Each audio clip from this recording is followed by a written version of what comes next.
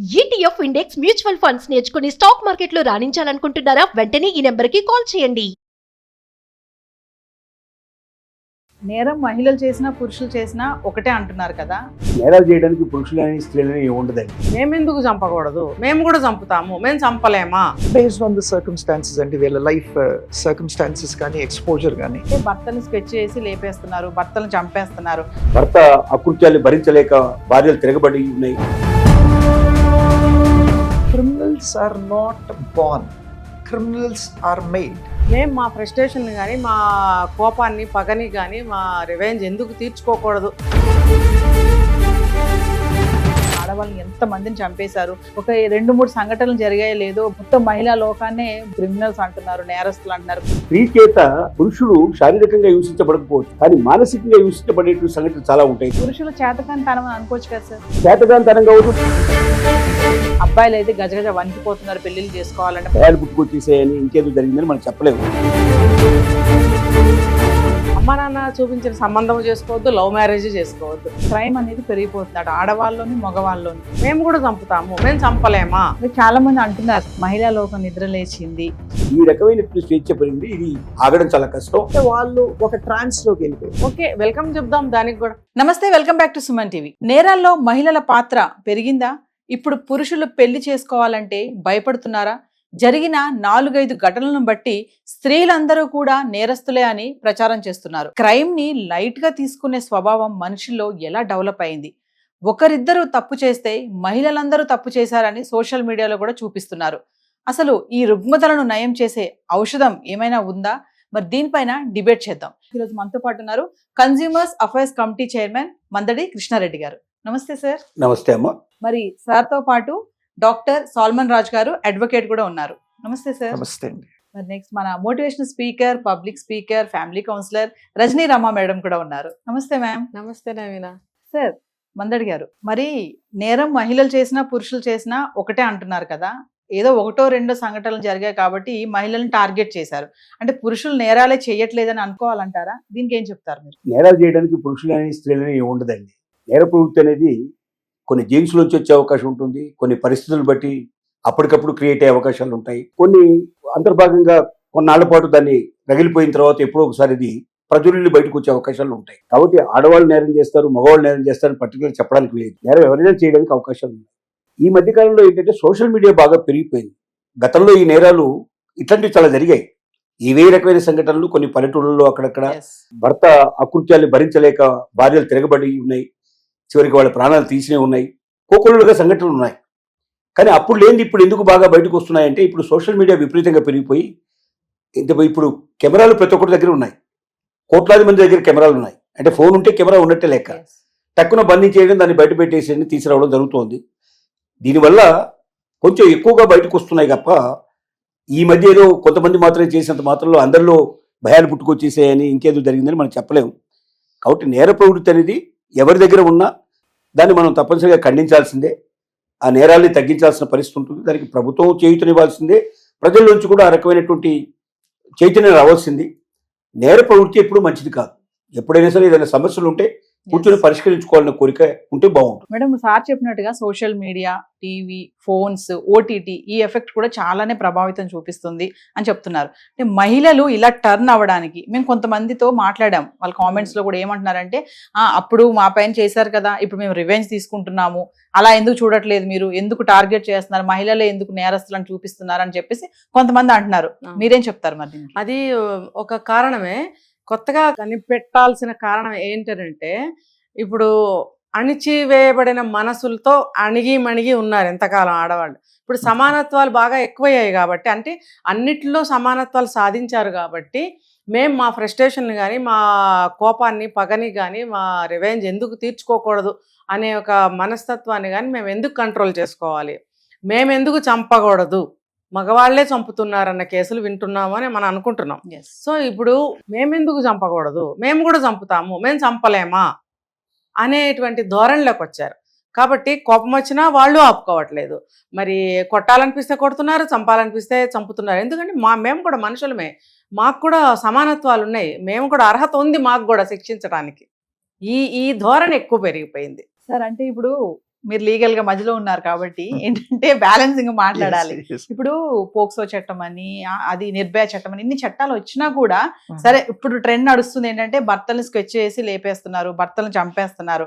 అప్పట్లో గృహహింస చట్టాలని చెప్పి మహిళల పట్ల కూడా చాలానే జరిగాయి అంటున్నారు. అంటే ఇన్ని చట్టాలు వచ్చినా కూడా ఆఖరికి బలయ్యేది మహిళలే కదా అనేది ఒక ధోరణి ఉంది. అంటే ఇన్ని చట్టాలు ఉన్నా కూడా ఎందుకు ఇలాంటివన్నీ ఆగట్లేదు? ఇలా చూస్తున్నాం మనం.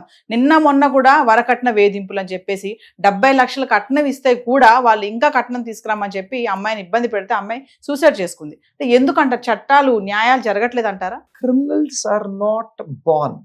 Criminals are made based on the circumstances and వీళ్ళ లైఫ్ circumstances కానీ ఎక్స్పోజర్ కానీ దీన్ని బట్టి మీకు ఒక క్రిమినల్ అయ్యే ఒక అవకాశం వస్తుంది. So you commit a crime. రెండోది, మీరు I will disagree with what you said అండి. చట్టాలు అన్నవి అంటే మెన్కే ఎక్కువగా ఉన్నాయి, విమెన్కి లేవు అంటే ఇట్స్ రాంగ్ అండి. 498 చూసుకుంటే ప్యూర్లీ ఫర్ వైఫ్స్ అండి. 125 సిఆర్పిసి ఓకే 70% ఫర్ వైఫ్స్ అండి. తర్వాత మనము డివిసి యాక్ట్ చూసుకుంటే మోస్ట్లీ అది ఫర్ విమెనే. ఈ చట్టాలన్నీ కూడా ఉన్నాయండి. ఇప్పుడు ఈ పాక్సో ఉంది, let it be a male or a female child, POCSO applicable అవుతుంది. చట్టాలు ఎక్కువగా ఇండియాలో ఆడవాళ్ళని ఎంకరేజ్ చేయటాకే ఉన్నాయండి. మగవాళ్ళకి ప్రత్యేకమైన చట్టం లేదు. గృహహింస చట్టం ఎవరికి అప్లికబుల్ అవుతుందండి? ఆడవాళ్ళకే, మగవాళ్ళకి కాదు. 498 ఎవరికండి? మెంటల్ అండ్ ఫిజికల్ హారాస్మెంట్ ఆడవాళ్ళకే. సో ఇట్లాంటి చట్టాలు ఉండబట్టి చట్టాలు న్యాయాలు కూడా మాతో ఉన్నారు, ఎవరేం చేసుకోగలరు, ఏమీ చేసుకోలేరు అని.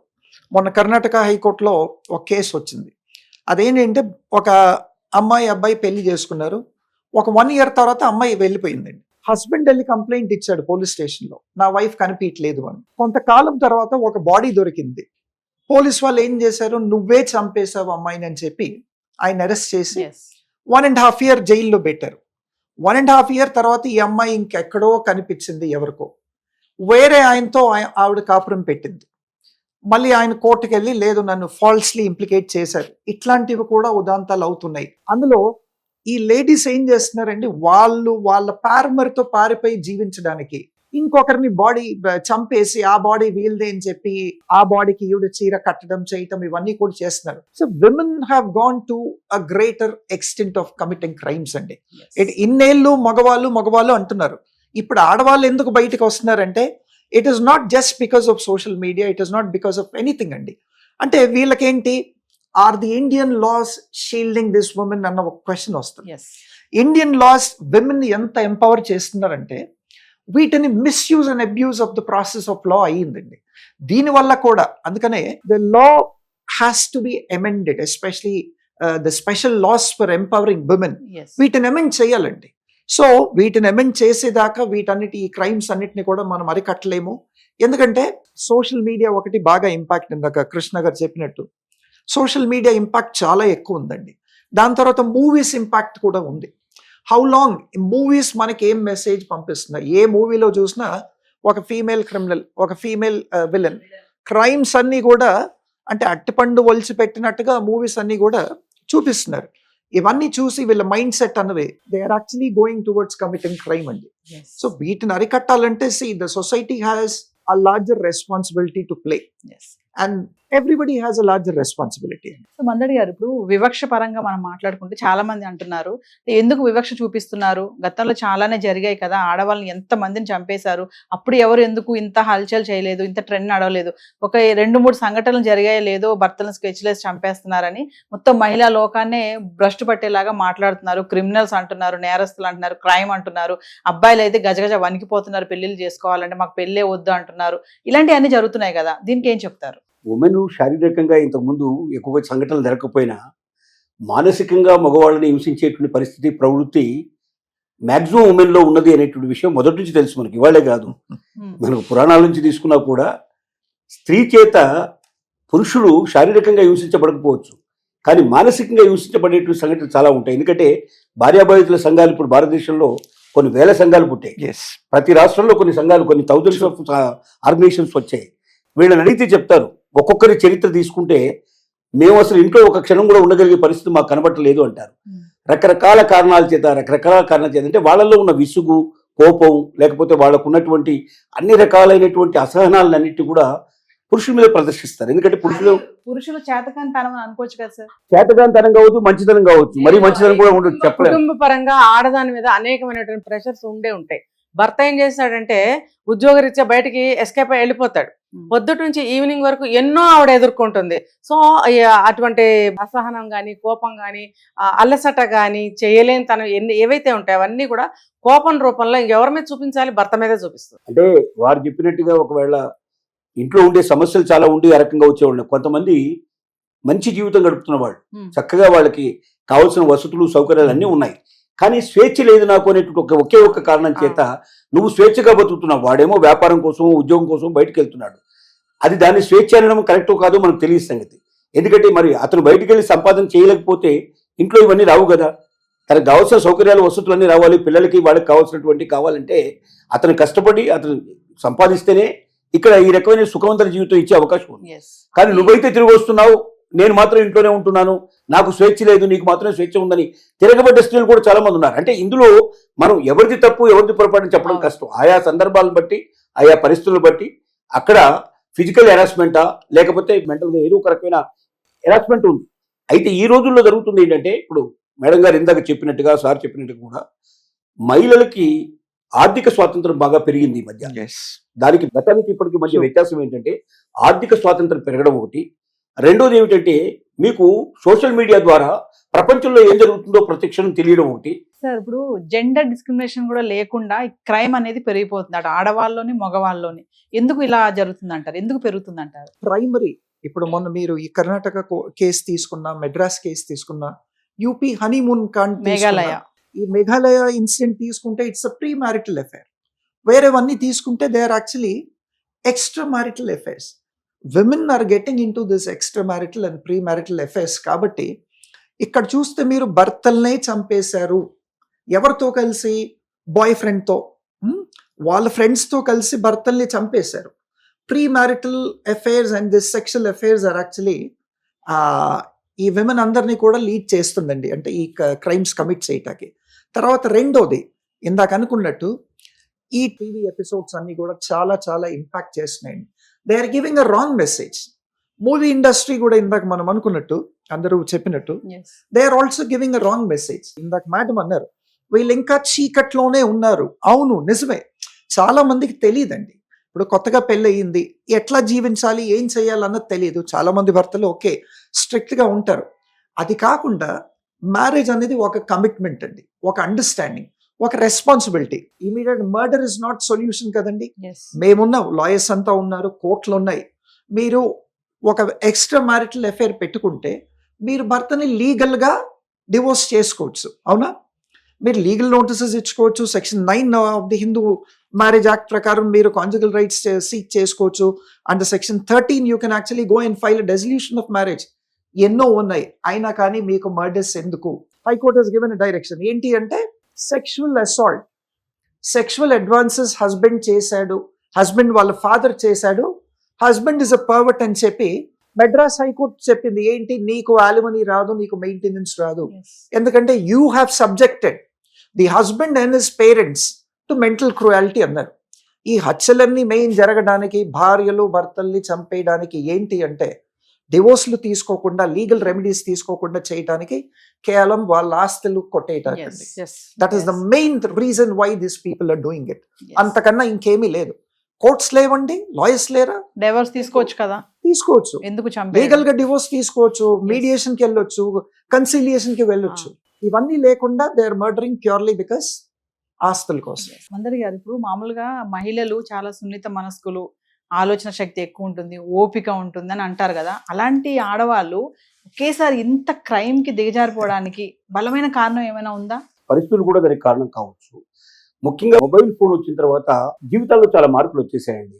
సపోజ్ అంతకుముందు ఒక సంఘటన మనకు జరిగింది, మీరు వినే ఉంటారు. భర్తకి పిల్లలకి, 3 పిల్లలకి విషం పెట్టి చంపించింది భార్య. కారణం ఏంటంటే, తన ఓల్డ్ ఫ్రెండ్, ఎప్పుడో చిన్నప్పుడు క్లాసులో చదువుకున్నవాడు, తనంటే బాగా ఇష్టపడి మోజుపడ్డవాడు, పాత విద్యార్థుల సమ్మేళనం చేశారు. పూర్వ విద్యార్థుల సమ్మేళనం అందరూ కలిసి ఒక దగ్గర గుడి ఆ రోజు పార్టీ చేసుకున్నారు. ఆ పార్టీలో అతని ఈ అమ్మాయికి దగ్గర సన్నిహితం అయిపోయి, ఆ తర్వాత వీళ్ళిద్దరి మధ్య ఫిజికల్ కాంటాక్ట్ స్టార్ట్ అయింది. ఆ తర్వాత భర్తను వదిలించుకుంటే మనం ఇద్దరం శాశ్వతంగా కలిసి ఉండొచ్చు కదా అని ఇద్దరు ప్లాన్ చేసుకొని చివరికి కన్న బిడ్డలకి విషయం పెట్టేసి భర్తకు కూడా విషయం పెడితే ఆ భర్త ఎస్కేప్ అయ్యి అనుకోకుండా ఏదో ఆఫీస్ నుంచి ఫోన్ రావడం తప్పించుకోవడం జరిగింది. అంటే ఇక్కడ ఏం జరిగింది, ఇక్కడ విషయం మొబైల్ ఫోన్స్ కమ్యూనికేషన్ బాగా పెరిగింది. ఒకప్పుడు ఏంటంటే మ్యారేజ్ అయిపోయింది, విడిపోయారు, ఎవరికి ఎక్కడ వాళ్ళు అక్కడ ఉండేవాళ్ళు. ఆ ఫోన్లు కూడా ఏమైనా ఉంటే ఇంట్లో ల్యాండ్ లైన్ ఫోన్ ఉండేది, ఫోన్ చేస్తే ల్యాండ్ లైన్ ఫోన్ ఎవరెత్తుతారో తెలియదు, అది సీక్రెట్స్ మాట్లాడుకోవడానికి అవకాశం ఉండేది కాదు. ఈ కమ్యూనికేషన్ పెరిగిపోయి చాట్స్ రూపంలో కానీ వాట్సాప్ రూపంలో కానీ ఈ జరిగిన సంఘటన సెకండ్లలో తెలియడం, ఆ వాళ్ళు ఎక్కడ ఉన్నారో తెలుసుకోవడానికి అవకాశం ఏర్పడటం, ఆ గత పరిచయాలు ఇంతకుముందు పురుషుడు ఉపయోగించుకునేవాడు, ఎందుకంటే పురుషుడు బయటికి వెళ్ళేవాడు కాబట్టి ఇలాంటి అవకాశాలు ఎక్కువ ఉపయోగించుకునేవాడు. ఇప్పుడు స్త్రీలు దాన్ని ఎక్కువ ఉపయోగించుకుంటున్నారు. తమ పరిచయాలు అంటే భర్తతో ఒక రకమైన ఏ రకంగా సాన్నిధ్యం లేకపోయినా ఏదైనా అసంతృప్తి ఉంటే ప్రియుడు ఇమీడియట్ గా ఇంకొక ఎక్స్ట్రా మ్యారిటల్ గా ఇంకో రకమైనటువంటి సాన్నిధ్యం పెట్టుకోవడం, ఆ సంబంధాలను పెంచుకోవడం, ఆ సంబంధాన్ని శాశ్వతం చేసుకోవడానికి ఉన్న సంబంధాలని వదిలించుకోవడానికి దీని ఒక మార్గంగా ఎంచుకోవడం జరుగుతుంది. కాబట్టి కమ్యూనికేషన్ పెరిగింది. ఈ కమ్యూనికేషన్ మంచికి కాకుండా కమ్యూనికేషన్ చెడుకు కూడా ఉపయోగపడుతుంది. దీన్ని బట్టి మాకు అర్థం అవుతుంది. కమ్యూనికేషన్ పెరగడం వల్ల భయం పోయింది, మనసుకి కావాల్సిన దానికంటే ఎక్కువ స్వేచ్ఛ దొరికింది వాళ్ళకి. ఇన్ని చూపిస్తున్నారు కదా, అన్ని కొన్ని ఫేక్ ఉంటాయి అందులో, కానీ ఫేక్ రియల్ అనేది వీళ్ళు తెలుసుకునే స్థితిలో ఉండరు. ఇన్ని చూపిస్తున్నారు కదా, ఇంతమంది చేస్తున్నారు కదా, నాకేంటి భయం, నేను ఎందుకు చేయకూడదు, నేను కూడా అంత స్వేచ్ఛగా నేను బయటకు ఎందుకు వెళ్ళకూడదు, ఏదైనా నేను ఎందుకు చెయ్యకూడదు అన్న దగ్గర స్టార్ట్ అవుతారు వాళ్ళు. చివరికి పరిస్థితుల ప్రభావంతో, పరిస్థితులు అనుకూలంతో వాళ్ళు నేరాలు చేయొచ్చు, ఘోరాలు చేయొచ్చు, ఏమైనా చేయొచ్చు. అలా దారితీస్తుంది. స్వేచ్ఛ అన్నారు కదా మేడం, అయితే చాలా మంది కొంతమంది బయట నేను కలిసినప్పుడు అడుగుతాం, రీసెంట్ గా ఇలా జరుగుతున్నాయి కదండి ఇన్సిడెంట్స్ చాలా వరకు, మెన్స్ ని అడిగినప్పుడు ముఖ్యంగా, అంటే ఎందుకు ఇలా జరుగుతున్నాయి అనుకుంటున్నారు, లేడీస్ ఇలా ఎందుకు టర్న్ అయిపోతున్నారు, ఇలా హస్బెండ్స్ ని ఎందుకు చంపేస్తున్నారు, ఇల్లీగల్ అఫైర్స్ ఎందుకు పెట్టుకున్నా అంటే వాళ్ళ దగ్గర నుంచి వచ్చిన కామన్ ఆన్సర్ ఏంటంటే స్వేచ్ఛ స్వాతంత్రం ఎక్కువైపోయిందండి, లేడీస్ కి ఫ్రీడమ్ ఎక్కువ ఇచ్చేసాము, మేమే చేసాము ఆ తప్పు, అంటే భార్యను ఫ్రీగా వదిలేసాము, సరే ఎంజాయ్ చేయండి అలా ఇలా అని చెప్పడం వల్లే ఈ రోజు వాళ్ళు ఇలా టర్న్ అయ్యారని చెప్పేసి మెన్స్ అంటున్నారు. అది కరెక్టే అంటారా మ్యామ్? అది కంప్లీట్ గా కరెక్ట్ కాదండి. ఎందుకనంటే మన కుటుంబ వ్యవస్థ ఎలా ఉందంటే అనాదిగా అది ఇప్పుడున్న పరిస్థితులకి అప్లికబుల్ కాకపోవచ్చు. ఒకప్పుడు ఆడపిల్లల్ని చాలా జాగ్రత్తగా దాచిపెట్టి పెంచేవాళ్ళు ఇంట్లో. మహా చదువుకుంటే స్కూల్కి వెళ్ళి టైంకి ఇంటికి వచ్చేయాలి, కాలేజ్కి వెళ్తే టైంకి ఇంటికి వచ్చేయాలి, విత్ ఇన్ ఏజ్ మ్యారేజ్ చేయాలి, విత్ ఇన్ ఏజ్ పిల్లలు పుట్టాలి, ఒక సంరక్షణలో ఆ వ్యవస్థ నడుస్తూ ఉండేది. ఇప్పుడు ఏమైందంటే అన్ని ప్లేసులకి వెళ్తున్నారు, అన్ని చూస్తున్నారు, అన్ని చేస్తున్నారు, సమాజ పరిస్థితులు మారిపోయాయి, క్రైమ్స్ పెరిగిపోయాయి. ఇలాంటి సమయంలో కూడా ఆడపిల్లల్ని జాగ్రత్తగా పెంచాలి అనుకోవడంలో తప్పు లేదు. కానీ ఇంత సాధించిన తర్వాత, ఎంత సమానత్వం వచ్చిన తర్వాత స్పేస్లోకి వెళ్తున్నారు, ఇంకా ఎక్కడికో వెళ్తున్నారు, అన్నీ చేస్తున్నారు ఆడవాళ్ళు. ఇంకా మా మీద ఈ అణిచివేత ఎందుకు అనే తిరుగుబాటు ఆడవాళ్లలో రావటం వల్ల అవసరానికి మించిన స్వేచ్ఛ, దీనివల్ల మగవాళ్ళ అభిప్రాయం అలా మారింది. దానికి తగ్గట్టుగా ఆడవాళ్ళు ఇలా అనుకోవడం వల్ల అన్ని సమానంగా చేస్తున్నారా లేదా, సిగరెట్ తాగుతున్నారు, మందు తాగుతున్నారు, మరి అబ్బాయిలందరితో చేరి ఎక్కడికంటే అక్కడికి వెళ్తున్నారు, ఒకళ్ళ మీద ఒకళ్ళు కాళ్ళు వేసుకుని కూర్చొని మాట్లాడుకుంటున్నారు. అదేంటంటే ఫ్రెండ్స్ అంటున్నారు, ఫ్రెండ్సే కావచ్చు, కానీ ఆ సమానత్వం అలా తీసేసుకోవడం వల్ల మెంటల్గా అలా మీద కాళ్ళేసి మాట్లాడటం, భుజాల మీద చేతులేసి మాట్లాడటం, ముద్దులు పెట్టుకుంటూ మాట్లాడటం, ఏంటంటే ఇదంతా ఫ్రెండ్షిప్ అంటున్నారు. మా మధ్యన లవ్ ఏం లేదు, మా మధ్యన ఫిజికల్ రిలేషన్స్ ఏమీ లేవు, కానీ ఫ్రెండ్షిప్ అంటే అంత అతి స్వేచ్ఛతో కూడుకున్నటువంటి జీవితం, మగవాళ్ళతో సమానంగా మేము సమాజంలో అన్ని చేయటానికి వీలుగా అంత స్వేచ్ఛ మాకు కావాలి అని వీళ్ళు కోరుకుంటున్నారు. కానీ అది చాలా దుష్ఫలితాలని ఇస్తుంది అనేది వాళ్ళు గ్రహించలేకపోతున్నారు. ఎందుకంటే ఇది ఇప్పుడు స్టార్ట్ అయింది, కొంతకాలం అయిన తర్వాత ఇవి ఆగిపోతాయి. చూడండి, చాలా మంది అంటున్నారు సార్, ఇప్పుడు ఏంటంటే మహిళా లోకం నిద్ర లేచింది, మేము ఇప్పటిదాకా మాకేం తెలియట్లేదు, కానీ ఇప్పుడు మేము ఇలా లేదు, మేము ప్రతిదాన్ని ఎదురిస్తాం, ప్రతిదాన్ని మాట్లాడతాం, వ్యతిరేకిస్తామని మాట్లాడుతున్నారు. ఒకప్పుడు మహిళలు ఇలా గృహహింస, కట్నాలు చనిపోయినప్పుడు అయ్యో చనిపోయిందా, అయ్యో అమ్మాయి చనిపోయిందా, అయ్యో అమ్మాయి సూసైడ్ చేసుకుందా అనేవాళ్ళు. మరి ఇప్పుడు అబ్బాయిలను చంపేస్తున్నారు కదా, అబ్బాయిలు కూడా చనిపోతున్నారు కదా, మరి ఏమైపోయాయి ఈ మహిళా సంఘాలు, ఎవరు ఎందుకు బయటకు రావట్లేదు, మరి అంటే వీళ్ళ వైపు ఎవరు మాట్లాడరా అంటే ఏం చెప్తారు? ఫస్ట్లీ అంతకుముందు ఆ జెండర్ బయాస్ అనేది ఉండింది, ఇప్పుడు gender equality. So women and men are actually equal. Sunita Williams గారిని చూసుకుంటే she's an astronaut, she went to the moon. So male females actually equal. Gender equality, husband avaniవ్వండి, wife avaniవ్వండి, everybody should be treated equally. ఇప్పుడు article 19 ఉంది, nobody should be actually discriminated against race, against gender ani undi. The article 19 only is giving us a right that you should not be discriminated based on race, religion, gender and all that. Yes. అట్లాంటప్పుడు how can a husband actually discriminate a wife? You cannot discriminate. So ఇట్లాంటివి ఎన్నో ఉన్నాయండి. దీనివల్ల కూడా ఆడవాళ్ళు అట్లా బయటకు వచ్చి, అంటే ఇప్పుడు డార్విన్స్ థియరీ ఉంది, every action has its opposite equivalent reaction. అట్లాంటిది హస్బెండ్ ఎంత సప్రెస్ చేస్తాడో ఈ వైఫ్ ఎంత కాలం సప్రెస్ అయ్యి ఉంటుందండి. మన ఫర్ బియరింగ్ కెపాసిటీ కూడా ఉంటుంది కదండి. ఎంతవరకు ఒక వైఫ్ భరించగలదు? సడన్ గా ప్లాన్ వేసి ఇంకా అట్లాంటి థాట్స్ వస్తాయి. ఎస్. భరించే కెపాసిటీ కోల్పోతారండి. Yes. అక్కడ దాకా తీసుకురాదు. అంటే కెపాసిటీ కోల్పోతే చంపేయడమే కరెక్ట్ అంటారా? అంటే ఇంకా they go out of control. Correct కాదు, ఆ టైంలో అదే జరుగుతుంది. ఏదో ఒకటి రివెంజ్ కోరుకుంటుంది. విచక్షణ జ్ఞానం ఉండదు కదా. అంటే ఎంతసేపు మేము అణిగి ఉండాలి, వీళ్ళంత కాలం నా బ్రతికుంటే Exactly. అన్న ఆలోచన పెరిగిపోతుంది. అంటే అంతే చేసేస్తున్నారు సార్. మరి తర్వాత జరిగే పరిణామాలు ఎందుకు ఆలోచిస్తలేదు? అంటే ఆ మనశ్శాంతి అంత ఆలోచించలేదు. ఇదిగా వస్తుంది అనమాట. దీనికి ఒక రచయిత దాదాపు 400 మంది ఖైదీల్ని, ఏది ఉరిశిక్ష పడ్డ ఖైదీలు, జీవిత ఖైదీ పడ్డ ఖైదీలని అతను మొత్తం ఇంటర్వ్యూ చేశాడు. ఆ ఇంటర్వ్యూలో 95% పీపుల్ చెప్పింది ఏంటంటే, మేము ఆ మర్డర్ చేసేటప్పుడు కానీ, మేము ఆ పని చేసేటప్పుడు కానీ, మాకు ఎవరైనా పరిణామాలు ఇట్లా ఉంటాయని మాకు ఏమాత్రం మా మనసుకు తట్టినా, ఎవరైనా మాకు చెప్పినా మేము పని చేసేవాళ్ళం కాదు. ఆ క్షణంలో మాకేమీ జ్ఞాపకం ఉండదు. ఆ పని చేసి తీరాలనే కోరిక తప్ప ఆ పని చేసిన తర్వాత ఫలితాలు ఏంటనేటువంటి ఆలోచన అసలు నాకు కూడా రాదట. అంటే మానవ మనస్తత్వంలో ఉండేటువంటి ఏంటంటే క్షణికావేశం. ఆ క్షణికావేశంలో ఏమి కనపడదు, ఏమి వినపడదు. అప్పుడు వాళ్ళకి ఒక్కటే కనబడుతుంది, ఇది ఎంత తొందరగా పూర్తి చేయాలి, ఎలా కంప్లీట్ చేయాలి, అంతే తప్ప ఇంకా వేరే ఆలోచన ఉండదు. కాబట్టి దాన్నే మనం యాక్సిడెంటల్ గా జరిగేటువంటిదే, లేదా ఒక ఆవేశపూరితంగా జరిగేదని మనం చెప్తాం. ఆ క్షణం నాకు రిలీఫ్ కావాలి అంతే. దాని తర్వాత ఏంటి అన్నది తర్వాత నేను జైలుకి వెళ్ళినా పర్వాలేదు, నాకు అవన్నీ ఉండదు. పర్వాలేదు. జైలుకి వెళ్తారా, ఇంకేమన్నా అసలు ఆలోచనే ఉండదు. మొన్న ఈ మధ్య ఒక హత్య చేసిన వాళ్ళని అడిగితే ఇవన్నీ నాకు తెలియదు, నాకైతే మనశ్శాంతిగా ఉంది, తృప్తిగా ఉంది.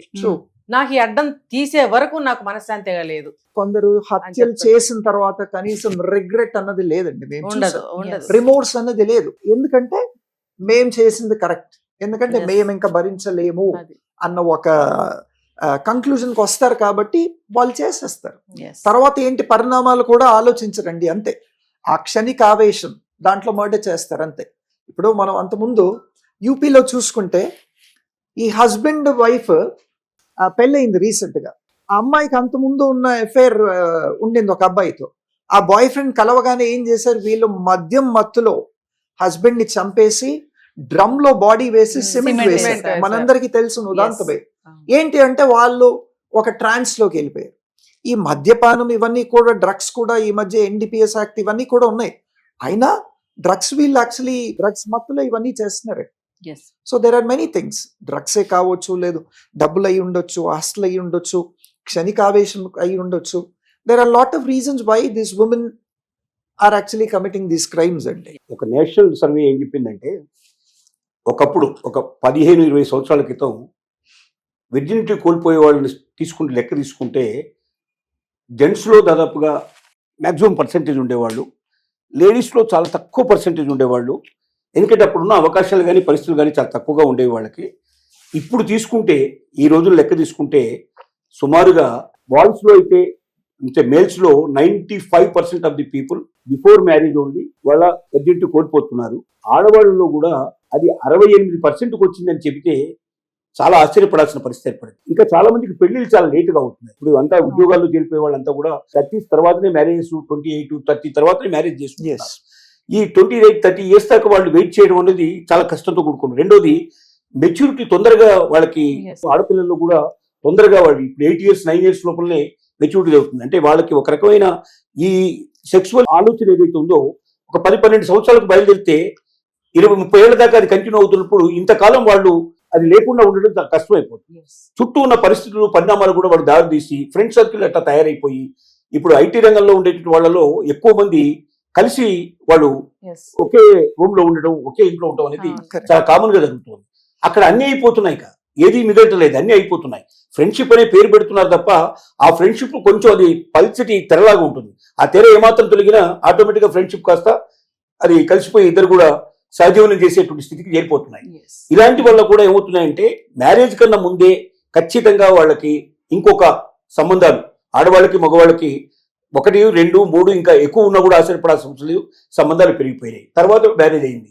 కానీ మ్యారేజ్ అయిన తర్వాత కూడా ఇప్పుడు కమ్యూనికేషన్ చాలా ఈజీ ఉండటం వల్ల వాళ్ళతో మాట్లాడుకోవడం, వాళ్ళతో ఇప్పుడు రోజు ఇన్ఫర్మేషన్ తీసుకోవడం, ఇచ్చిపుచ్చుకోవడం ఇవన్నీ జరుగుతున్నాయి. ఇవి ఏమవుతున్నాయంటే ఎక్కడ చిన్న భావన కలిగిన ఆ భార్యాభర్తల మధ్య ఏ చిన్న డిఫరెన్సెస్ వచ్చినా వెంటనే అవతల వాళ్ళ మీదకి మనసు పోవడం, అవతల వాళ్ళు దానికి అంటే వాళ్ళకి చెప్పడం, వాళ్ళు దాన్ని ఓదార్పుగా ఇంకా కాస్త దాన్ని పెద్దది చేయడం, తద్వారా ఆ గ్యాప్ ఎక్కువ అవడం, దాని ద్వారా పాత వాళ్ళని కలుసుకోవడానికి అవకాశాలు ఏర్పడటం, ఇవి కూడా జరుగుతున్నాయి. ఇంకోటి ఉమ్మడి కుటుంబాలు. మెయిన్గా మన దగ్గర జరుగుతున్న, మన భారతదేశంలో జరుగుతున్న వ్యవస్థలో వచ్చిన మార్పు ఏమిటంటే ఉమ్మడి కుటుంబాలు ఉన్నంత కాలం ఇట్లాంటి విషయాలు చాలా తక్కువగా జరిగినాయి. మగవాడు తప్పు చేసినా, ఆడవాడు తప్పు చేసినా పెద్దవాళ్ళు కూర్చోబెట్టి మాట్లాడి బుద్ధి చెప్పి, అలా కాకుండా ఇలా వెళ్ళమని చెప్పేటువంటి వాళ్ళు ఆ దారిలో వెళ్లే ప్రయత్నాలు చేసేవాళ్ళు. ఇప్పుడు సింగిల్ ఫ్యామిలీస్ అయిపోయిన తర్వాత ఏముంది, భార్యాభర్త పిల్లలు తప్ప ఇంకొకరు ఉండడానికి వీల్లేదు.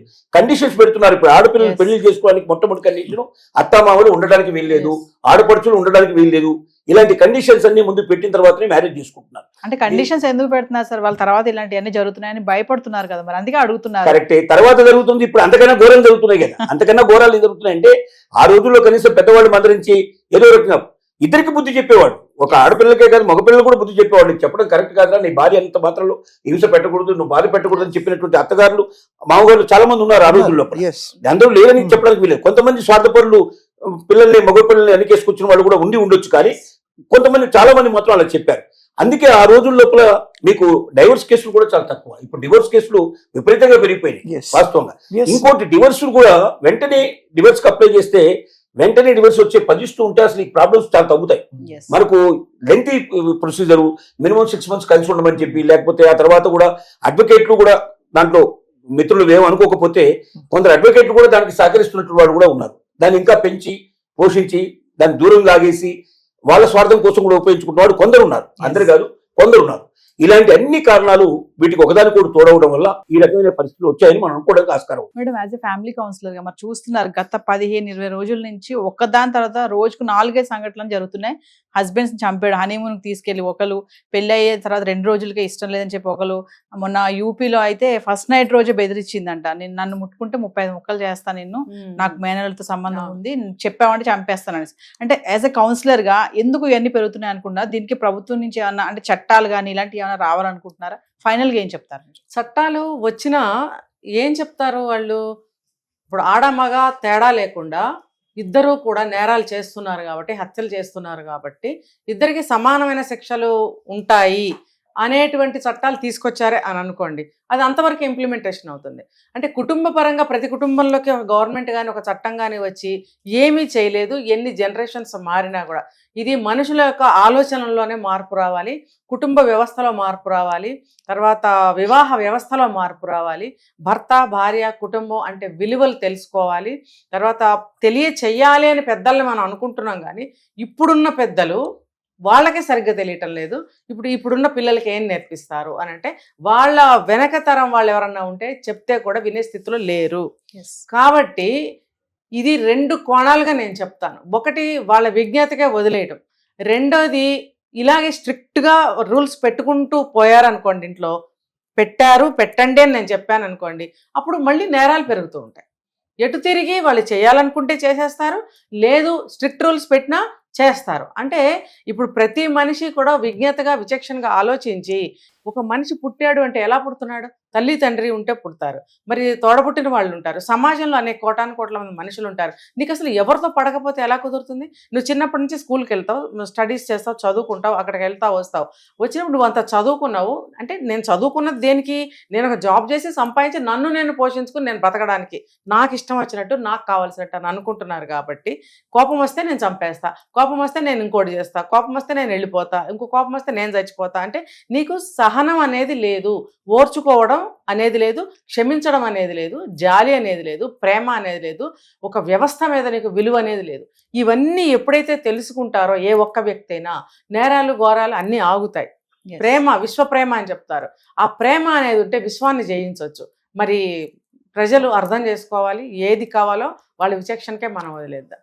సార్, మరి లాపరంగా చూసుకుంటే ఫైనల్ గా మహిళలకే చట్టాలు అనుకూలంగా ఉన్నాయి, పురుషులకి అయితే ఏమీ లేవు అంటున్నారు. రీసెంట్ గా ఒకటి చూసాం మనం, wife and husband, wife phone trap చేసినందుకు హస్బెండ్ ని కోర్టు కూడా ఏంటంటే వైఫ్ యొక్క ప్రైవసీని అడ్డుకోవడానికి మీకు రైట్స్ లేవు అన్నారు. అంటే ఆమె ఆల్రెడీ అప్పటికే అఫైర్ లో ఉంది, అయినా సరే అలాంటి స్టేట్మెంట్ ఇచ్చారు. అంటే చట్టాలు కూడా మాకే ఉన్నాయి, మా వైపే ఉన్నాయి, సో అందుకే మేము ఇలా ఉన్నాము, పురుషులకు ఏమీ లేవు అన్నట్టుగా మెన్స్ కూడా అంటున్నారు. వాళ్ళకి ఎక్కువ ఉన్నాయి చట్టాలు, మాకేమీ లేవు, మేము గమ్మునండి పోలీస్ స్టేషన్ కూడా ఎక్కలేము, మాకు ఎక్కినా కూడా అయ్యో ఆడవాళ్ళు, అయ్యో మహిళ చనిపోయింది, అయ్యో ఆమెను కొట్టావా అని అంటారు తప్ప మా వైపు ఎవరు మాట్లాడరు అనే ఒక ధోరణి అయితే ఉంది. దానికి మీరు ఫైనల్గా ఏం చెప్తారు? అంతకుముందు సెక్షన్ 497 అడల్టరీ ఉండింది.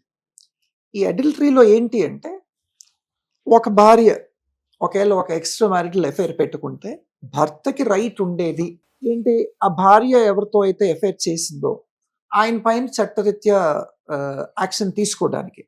కానీ ఆయన మన CJ of India, chief justice of India Ranjan Gogoi గారు ఉన్నప్పుడు దీన్ని టోటల్గా డిలీట్ చేశారండి, సెక్షన్ తీసేశారు. సో ఉన్న ఒక్క చట్టం అంటే ఏంటి, ఇప్పుడు ఒక మ్యారేజ్లో విలువ లేదా, ఒక హస్బెండ్ ఏంటి మ్యూర్లీ హిస్ జస్ట్ అ పాన్, అది కాదు కదా. భర్త అన్న తర్వాత భర్తకు కూడా భార్య పైన కొన్ని రైట్లు ఇవ్వాలి. మీరు ఇందాక అన్నట్టు ఆ టెలిఫోన్ యాక్సెస్ కూడా లేదు అంటే భార్య ఏదైనా చేయగలదు. భార్యకి మీరు ఇంతగా మీరు ఎంకరేజ్ చేస్తే మరి ఇట్లాంటి మర్డర్స్ అవ్వకుండా ఇంకేమవుతాయండి, అంతే కదా. భార్య వైపే అన్ని చట్టాలు ఉండడం అన్నది చాలా తప్పండి. అందుకని ఏంటి, ఎస్పెషలీ ఒక మైనర్ లా అన్నది తీసుకురావాలి, ఒక మైనర్ యాక్ట్ తీసుకురావాలి. ఈ మైనర్ యాక్ట్ దేనిపైన అంటే, ఒకవేళ భార్య అయ్యుండి పెళ్ళి అయిపోయి భార్య గనక భర్తని చంపితే మాత్రం హ్యాంగ్ అంటిల్ డెత్ అన్న ఒక స్పెషల్ లా తీసుకొని రావాలి. భార్య కాకుండా వేరే వాళ్ళు చంపడానికి ఇవన్నీ 302 ఇవన్నీ ఉన్నాయండి. 302 ఐపీసీ కాకుండా నేను అనేది ఏంటంటే, ప్రతి భార్యకు కూడా భయం ఉండాలి. ప్రతి ఒక్కరు కూడా అంటే ఈ ఫ్యామిలీ లైఫ్లో ఇది చేయకూడదు అని భయం రావటానికి. అంతకుముందు నిర్భయ యాక్ట్ ఉండింది, 2012లో నిర్భయ యాక్ట్ వచ్చింది. వచ్చిన తర్వాత 376 టోటలీ ఆఫ్ ఐపీసీ టోటలీ దాన్ని రీరైట్ చేశారు, అమెండ్ చేశారు. ఇప్పుడు 376 రేప్స్ అంటేనే భయపడుతున్నారు. సో ఇట్లాంటి ఒక స్పెషల్ మైనర్ యాక్ట్ని తీసుకురావాలి. Especially a law between a wife and a husband in case if a wife tries to kill the husband. ఇప్పుడు ఒక హస్బెండ్ వైఫ్ని చంపాడు అనుకోండి, 498A ఉంది, తర్వాత 304 ఆఫ్ ఐపీసీ ఉంది. డౌరీ డెత్ అని ఒక ప్రత్యేకమైన చట్టం ఉందండి, డౌరీ డెత్ అని 304 ఆఫ్ ఐపీసీ. ఇట్లాంటి ఒక చట్టం ఆడది గనక మగవాడిని చంపితే ఒక చట్టం తెచ్చేదాకా ఈ చంపే వాళ్ళకి భయం అన్నది ఉండకుండా పోదండి. అట్లాంటి చట్టాలు తీసుకురావాలి, it's very important. Western countries లో ఈ సమస్యలన్నీ వాళ్ళు అధిగమించి చివరికి ఏం చేశారంటే, పిల్లలతో పడ్డారు బాధలు. వాళ్ళు పిల్లల్ని పెంచి పోషించి చివరికి వాళ్ళు వీళ్ళని కాదని వెళ్ళిపోవడం, వీళ్ళని ఇబ్బంది పెట్టడం, వీళ్ళ మీద అఘాయిత్యాలు చేయడం, రకరకాలన్నీ చూశారు. అందుకే 14 ఏళ్లకు పిల్లల్ని వదిలించుకోవడం మొదలుపెట్టేశారు. బయటకు పంపించేస్తారు, ఎవడు బతుకు వాడు బతుకుతారు, దాంట్లో 4-5% వెనక్కి వస్తారు, 95% అసలు వెనక్కే రారు, ఎవడు లైఫ్ వాడు గడుపుతారు. అలాగే మ్యారేజ్ కూడా ఎంత ఈజీ చేశారంటే, ఉంగరం పెడితే పెళ్లి, ఉంగరం తీస్తే విడాకులు అనే పరిస్థితి తీసుకొచ్చారు. ఒక్కొక్కరి జీవితంలో కనీసం 10-20 మ్యారేజ్లు చేసుకుంటారు. అంటే వాళ్ళు ఏంటంటే కలుపుకున్నంత సేపు మాత్రం ఖచ్చితంగా నిజాయితీగా ఉంటారు, కమిటెడ్ గా ఉంటారు, నిజాయితీగా ఉంటారు. ఈ ఒక సంవత్సరం ఉన్నా, 6 నెలలు ఉన్నా, 2 ఏళ్ళు ఉన్నా, 10 ఏళ్ళు ఉన్నా, ఒక్కసారి వాళ్ళు కాదనుకుంటే వెంటనే వాళ్ళు ఎక్కువ ఇలాంటివి చేయరు. అబద్ధాలు చెప్పడం, మోసాలు చేయడం, వీళ్ళు వెనక ఒకటి చేయడం, వాడు ముందు ఒకటి చేయడం, ఇలాంటివన్నీ జరగవు. నాకు ఇష్టం లేదనుకుంటే వెంటనే ఉంగరం తీసి అక్కడ పెట్టేస్తారు, వాడి దారిలో వాళ్ళు వెళ్ళిపోతారు. ఇంత సులభమైన పరిస్థితి అక్కడ ఏర్పడింది. బహుశా మన దగ్గర స్వేచ్ఛ లేకపోవడం వల్ల కూడా, అంటే అటువైపు పరిణామాలు జరుగుతున్నాయి అనిపిస్తుంది. అంటే ఇట్లాంటివన్నీ వాళ్ళు భరించి చివరికి అలాంటి చట్టాలు చేసుకొని వాళ్ళు ఇప్పుడు ఈ రకమైన ప్రాబ్లం లేదు. పురుషుడికి స్త్రీకి మధ్యలో ఎవరు ఎక్కువ ఎవరు తక్కువ ఇలాంటివన్నీ అక్కడ లేవు. అందరూ కూడా స్వేచ్ఛ ఇద్దరు అనుభవిస్తున్నారు. ఇద్దరు 14 ఏళ్ళకి వెళ్ళిపోతారు. అమ్మాయిలు అబ్బాయిలు ఎంతమందితో కలిసారు, ఎవరు అసలు నీ పూర్వకాలం ఏంటి, నీ గతంలో ఏంటని ఎవరు గతం గురించి ఆడాడు. ఈ రోజున మన ఇద్దరం కలిసి ఉంటున్నాం, ఈ రోజు నుంచి ఎప్పటిదాకా కలిసి ఉంటాం, అప్పటిదాకా నువ్వు నాకు నేను నీకు లాయల్గా ఉండాలని ఒకే పదంతో వాళ్ళు ముందుకు వెళ్తారు. బహుశా మన భారతదేశం కూడా పాశ్చాత్య నాగరికత వైపు వెళ్తూ ఆ పరిణామ క్రమంలో మనం స్ట్రగుల్ ఫర్ ఎగ్జిస్టెన్స్ అన్నట్టు ఈ జీవ పరిణామ క్రమంలో మెల్లమెల్లగా ఇప్పుడు వెస్టర్న్ కల్చర్ చాలా మనకు వచ్చేసాయి. ఈ కల్చర్, వివాహ వ్యవస్థ కూడా మెల్లగా అదే కల్చర్ వచ్చేస్తుంది. దానికోసమే ఇప్పుడు ఇది అవుతున్న ఈ స్ట్రగుల్ అంతా దానికోసమే.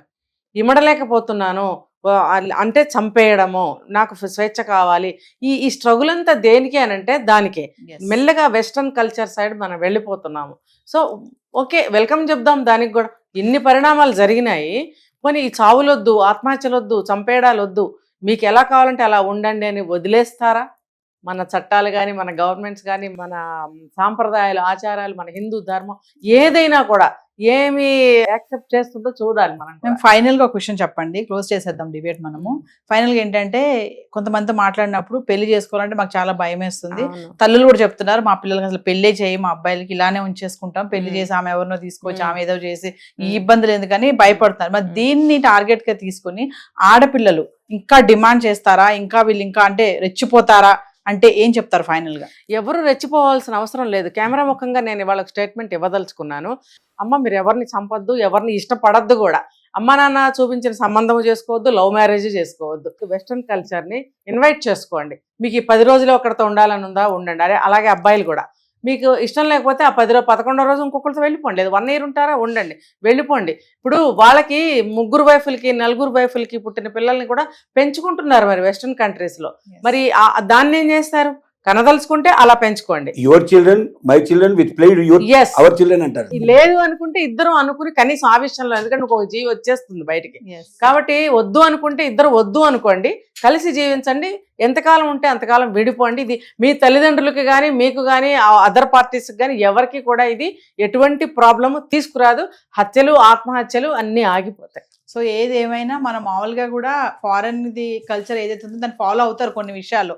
సో ఫైనల్ గా ఏంటంటే, ఇలా ఎందుకు ఈ విషయంలో కూడా ఇలా ఎందుకు ఫాలో అవ్వకూడదు? It cannot be done here in India. As per law, the institution of marriage has sanctity. ఆ sanctity అన్నది మెయింటైన్ చేయలేం. sanctity అన్నది విరిగిపోతుంది. కాబట్టి though live in relationship is legal here in India, it has been legalized. కానీ ఇందాక madam చెప్పినట్టు, sir చెప్పినట్టు, it cannot be adapted in India. It's next to impossible. ఎందుకంటే The laws will not permit. మన ఇండియాలో హత్యలు, ఆత్మహత్యలు ఈ రకంగా జరుగుతుంటే ఇండియాకి చాలా బ్యాడ్ నేమ్ వచ్చేసింది ఆల్రెడీ. అమ్మో, ఇక్కడ భర్తలను చంపుతారట, భార్యల్ని చంపుతారట, లేదా అత్తలను చంపుతారు, కూతుళ్ళని, పిల్లల్ని, కొడుకుల్ని అందరినీ చంపేస్తారట అని ఒక ఎంత బ్యాడ్ నేమ్ వస్తుంది. మన హిందూ దేశం అనుకోండి, భారతదేశం అని ఎంత మంచి, అందరూ వచ్చి మన కల్చర్ని ఇష్టపడతారు. అలాంటిది మన కల్చర్ ఎటుపోతుంది? ఇలా చంపుకుని చచ్చిపోవడం కంటే ఆదివాసుల్లాగా మనకి ఇష్టమైన వేలో జీవించడం అనేది తప్పు కాదు. అలా ఇంకా ఎన్నో, ఇప్పుడు ఇల్లీగల్ అఫైర్స్ దానికి కూడా, అక్రమ సంబంధాలకి ఒక చట్టం చేసినప్పుడు దాన్ని కూడా ఎంతమంది గౌరవించారు? అక్రమ సంబంధంలో ఉంటూ మళ్ళీ హత్యలు ఎందుకు చేసుకుంటున్నారు? దీనికి జవాబు ఎవరు చెప్తారు? ఎన్ని చట్టాలు వచ్చినా కూడా వీళ్ళు దాన్ని అతిక్రమించి ప్రవర్తిస్తారు అనేది ఖచ్చితంగా నాకు అర్థమవుతుంది. అందుకని ఎవ్వరు ఎవరిని చంపుకోవద్దు, మీ ఇష్టంగా బ్రతకండి, కనీసం చావులను ఆగుతాయి అనేది నా అభిప్రాయం. సహజీవనం అనేది ఇండియాలో ప్రవేశించింది ఎక్కువ. ఇప్పుడు మీరు ఒక్కసారి మనం ఫైనాన్షియల్ డిస్ట్రిక్ట్ లేకపోతే హైటెక్ సిటీలోకి వెళ్తే లక్షల మంది సహజీవనం చేస్తున్నారు. 2 అబ్బాయిలు ఒక అమ్మాయి, లేక 2 అమ్మాయిలు ఒక అబ్బాయి, 2 అబ్బాయిలు 2 అమ్మాయిలు, ఇట్లాగా రకరకాల కాంబినేషన్స్ నడుస్తున్నాయి. తర్వాత ఇక్కడ ఇబ్బంది అనిపిస్తే ఇక్కడ నుంచి ఆ ఇంట్లోకి ఇంకో ఇంటికి షిఫ్ట్ అవుతున్నారు, ఆ ఇంట్లో నుంచి. అంటే ఇవన్నీ ఇప్పుడు చెప్తున్నవన్నీ జరిగిపోతున్నాయి. కానీ ఎక్కడ దాకా చేస్తున్నారంటే, మ్యారేజ్ దాకా దీన్ని ఒక స్వేచ్ఛా విశృంఖలం చేసుకొని తర్వాత మ్యారేజ్లోకి వెళ్ళిపోతున్నారు. మ్యారేజ్లోకి వెళ్ళిపోయిన తర్వాత ఏమవుతుందంటే, ఈ బంధాలు తెగిపోవడం లేదు, ఈ బంధాలు వెంటాడుతున్నాయి. ఆ బంధం లేక ఈ బంధం సరిగ్గా లేక రెండింటి కాకుండా అటు ఇటు కానటువంటి ఒక త్రిశంకుడు స్వర్గంలో ఉన్నాం మనం. మన వైవాహిక సంబంధం అనేది చాలా గొప్పది అనేది మన మతాలు చెప్పుకుంటున్నాయి. కానీ ఆ గొప్పతనం ఎప్పుడు ఉంటుందంటే, ఆ పవిత్రత ఇద్దరిలో ఉన్నప్పుడు, ఇద్దరు దాన్ని అంత పవిత్రంగా భావించినప్పుడు మాత్రమే ఉంటుంది. కానీ దానికి తూట్లు పడిచాయి. ఇప్పుడు ఈ చదువు, ఈ ఆర్థిక స్వావలంబన, ఇద్దరు సమానం అనేటువంటి తత్వం ఎప్పుడైతే వచ్చిందో అప్పటి నుంచి ఈ సమానం అనేది మగవాడికి కన్నా ఆడవాళ్ళు ఇంకా దాన్ని ఎక్కువగా దూసుకెళ్లే అవకాశం ఏర్పడింది. ఎందుకంటే ఇంతకాలం మేడం చెప్పినట్టుగా ఒక దాంట్లో ఉండిపోయారు, ఒక కోణం దాంట్లో ఒక గోలో ఉన్నట్టుగా ఉండిపోయారు. ఒక్కసారి బయటకు వచ్చేసరికల్లా ఆ విజృంభించడం ఎట్లా అంటే, ఆ స్వేచ్ఛకి అంతులేని పరిస్థితి ఏర్పడింది. ఆయన ఇంతకాలం వాళ్ళు అనుభవించలేదా, మనం ఎందుకు అనుభవించకూడదు, చూద్దాం పట్టండి అని చెప్పి ఈ రకమైన స్వేచ్ఛ పెరిగింది. ఇది ఆగడం చాలా కష్టం. ఇది వెస్టర్న్ సైడ్ వెళ్ళిపోతోంది, దాన్ని ఆపడం చాలా కష్టం. చట్టాలు ఆపలేవు దీన్ని. మళ్ళీ పెద్దరికానికి గౌరవం ఇచ్చి పెద్దల మాట ఏదైనా వినగలిగే పరిస్థితి ఉంటే ఇవాళ వినగలిగేవాడు లేడు. టీచర్లని పిల్లలు కొడుతున్నారు, ఎంతమంది కొడుతున్నారు మనం చూస్తున్నాం కదా, మనమే చేసాం కదా, వీడియోలు చాలా చేసాం కదా. పిల్లలు పోయి టీచర్లను కొట్టే పరిస్థితి ఏర్పడి పిల్లలు పోయి తల్లిదండ్రులను చంపేటువంటి పరిస్థితి ఏర్పడి ఇంత బాధాకరమైన పరిస్థితులు ఏర్పడిన తర్వాత పెద్దలకు ఒక విలువ అనేది లేకపోయినప్పుడు ఎవరికి వాడే స్వేచ్ఛను తీసుకున్నప్పుడు ఆ స్వేచ్ఛను అడ్డుకోవడం అనేది చాలా కష్టం. చట్టాలు దీన్ని ఆపడం చాలా కష్టం. ఖచ్చితంగా దీనికి ఎక్కడో దగ్గర ఇక స్వేచ్ఛ వదిలిపెట్టడమే మంచిదేమో అనేది మేడం అనే ఆలోచనకే మనం చెప్పినా చెప్పకపోయినా అటువైపు పోతుందని నేనైతే అనుకుంటున్నాను. ఎవరైనా వీడియో చూస్తే పేరెంట్స్ కూడా ప్రెషర్ పెట్టకండి పిల్లల మీద. ఇన్ కన్క్లూజన్ అండి, Yeah. ఇండియాలో divorce laws should also be relaxed. ఇప్పుడు ఇస్లామిక్ షరియా ఉంది. What is Islamic sharia? It's a personal law. Personal law recognized by the law of the nation. అక్కడ ఇస్లామిక్ షరియాలో డివోర్స్ అన్నది చాలా ఈజీ, మ్యారేజ్ కూడా అన్కాంప్లికేటెడ్. అదే విధంగా మీరు హిందూ మ్యారేజ్ యాక్ట్ కానీ క్రిస్టియన్ మ్యారేజ్ యాక్ట్ కానీ తీసుకుంటే divorce is like a punishment అండి. It is very very very complicated. వాటి నుంచి ఒక భార్య వెళ్ళి కోర్టుకి వెళ్ళి డివోర్స్ తీసుకోవాలి లీగల్ గా, బయటికి రావాలన్నా కానీ lot of trauma, lot of grief and lot of money to be spent అండి. And it goes on for years.